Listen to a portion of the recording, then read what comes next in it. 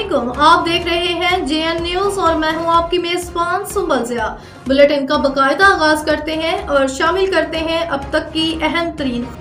बहावलनगर से हमारे bureau chief Amjad जट की रिपोर्ट के मुताबिक इंटरनेशनल सिविल डिफेंस डे के मौका पर सिविल डिफेंस की जानब से वॉक और सेमिनार का इनेकाद किया गया। वॉक में सिविल डिफेंस अफसरान, पुलिस, जिला इंतजामिया और शहरों ने शिरकत की। वॉक का मकसद अवाम में सिविल डिफेंस की अहमियत और हंगामी सूरत हाल में तहफ़्फ़ुज़ के इक़दाम के बारे में शऊर उजागर करना था। सेमिनार से खिताब करते हुए civil defence officer Bahawalnagar Arshad Sandhu ने बच्चों को सिविल डिफेंस के असूलों, आगाही और इमरजेंसी में हिफाजती तदाबीर के बारे में आगाह किया। उन्होंने कहा कि सिविल डिफेंस हर शहरी की जिम्मेदारी और हमें कुदरती आफात या किसी भी हंगामी सूरत हाल में तैयार रहना चाहिए। मुकर्रीन ने कहा कि सिविल डिफेंस का मकसद अवाम का महफूज बनाना और किसी भी नागहानी सूरत हाल में फौरी मदद फराहम करना है। तकरीब के अख्ताम पर शुरका को सिविल डिफेंस की अमली तरबियत भी दी गई।